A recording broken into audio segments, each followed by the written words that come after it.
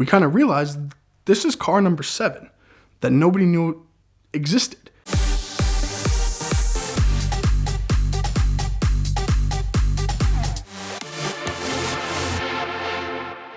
So I had visited Woodstock, New York, and that's one of my favorite small towns. There's a lot of cool cars up there in that area, believe it or not. They're not the easiest to find because the towns have, long driveways, not everything's in one center, but there's some shops out there with a lot of classics. So one of the shops that I had passed by had dozens of classic cars, just in the backyard, in the front yard, and it was one man who ran everything.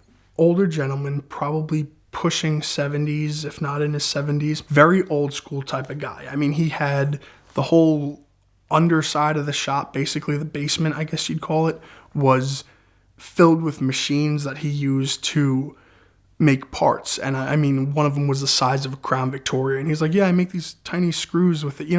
The newest machine he had was probably from 1920s. So I got to talking to him about all the other classics he had. He had a cool Weasel tank. That's what it was, a Weasel tank, one of the amphibious ones. 50 Fords, Mustangs, things like that. And he tells me about a 37 Chrysler he has that's really special and rare. Now, naturally, I'm used to hearing that all the time. Like people with their pre-war cars, they think they're all really cool.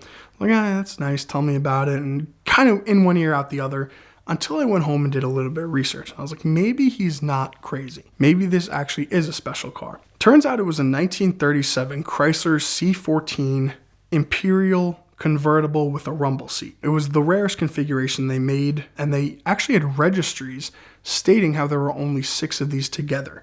They had full documentation on the remaining 6 cars. Who bought it new, who restored it, who owned it now, who had a hand in it. They had all these documented and nothing about this one car. So after running, serial numbers and finding out it was a real C14, it was exactly what it said it was, we kind of realized this is car number 7 that nobody knew existed. It was kind of just in this garage, and it had been in garages since 1952. Not the same garage, but garages. It had stayed until the late 90s with one person, a car hoarder, who got the car and just put it away. And the car was delivered brand new back then to the Woodstock Hotel. They bought a 37 Packard and a 37 Chrysler. They were doing very, very well up there at the time, so the cars never actually left. They held on to the cars until the 40s. And this car hoarder bought both of the cars. He had the Packard and he had the Chrysler. The Packard went its own way, and he held on to the Chrysler. He traded it to the guy that I got it from in the 90s, and it sat until I pulled the car out in 2023. Everything on the car was original. It was one of the most original pre-war classics I've ever seen. Every headlight bulb still worked. The gauge cluster still worked. The car ran. I mean, he started it right up for me. He had changed the oil somewhere around 2011 or 12, he said. So it wasn't ancient oil, but there was still a lot of guck in the oil pan from 50 years. But it wasn't going to hurt itself if he ran it. No cooling system, disconnected all that, but it ran. And everything on it worked. The heater fan, everything worked. Like, he had a little handheld heater for it. I was like, all right, I need this car. Like, this is a very rare car. The last one had sold in 2008 for $140,000, I think. There's no comps for one that's original and unrestored. And when I say it is the last unrestored one in existence, all the other ones have already been messed with. This had original paint, original interior, what was left of the paint, but you could tell it was a cream color with burgundy interior, and the car wasn't rotted. I mean, underside, floors, everything was good. Everything was there, which is crazy for a New York car. We kind of hashed out a number immediately on it. He told me he wanted to be, at a certain number, and it was a little higher than I wanted to pay, but I would have paid it. I said yes, and it took him about 3 years after that to sell me the car from saying yes. In those 3 years, I probably visited about 6 or 7 times and just trying to win him over. We ended up becoming friends. I mean, he invited me to this gasoline engine powered cider festival that just had a bunch of people running gas engines to make apple cider. And, the guy was in heaven. So I was like, this is so cool.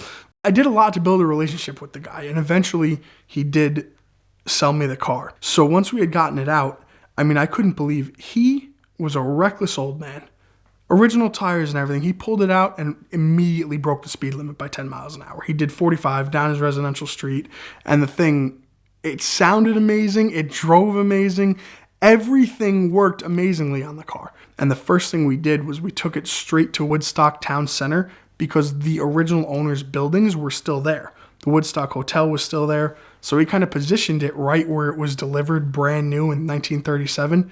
Took a bunch of photos of it. I mean, it was insane because that kind of put it into perspective for me, because this car, I mean, you think of the difference from when it went away to the world it just came out to. I mean, in the background of one of the photos in the square, there's like a grandma driving a Tiguan. That was like a Nazi car, like when that thing, like now you never think grandmas are just driving it. The world it came out to was totally different than the world it left.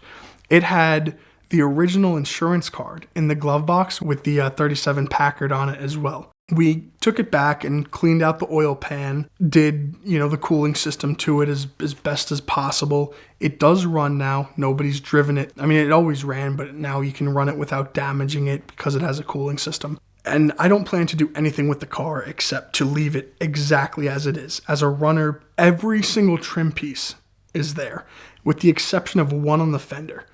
And in his office, he went in and just, I think I have it right here, and like reached in a junk drawer and pulled it out. He was one of those people where he knew where every screw to everything, what it belonged to, where it came out of, where it was in his junk pile.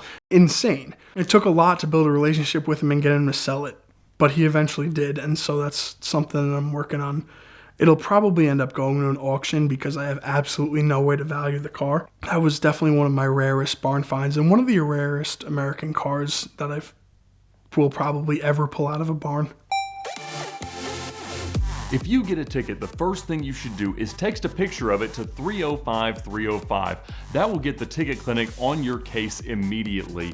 You'll be facing costly fines, risks of suspension, possible jail time, points on your license, higher insurance premiums, and a lot of bad things that they can help you to avoid. You can also find them at the link in the description below, but the Ticket Clinic is a nationwide law firm with brick and mortar offices in Georgia, Florida, and California, but they've got attorneys everywhere, and that's what's most important, because a local attorney will know exactly how the local laws work, know the people who are in charge, and get you the best outcome possible. So text a picture of your ticket to 305-305 or click the link in the description below to fight your ticket with the Ticket Clinic.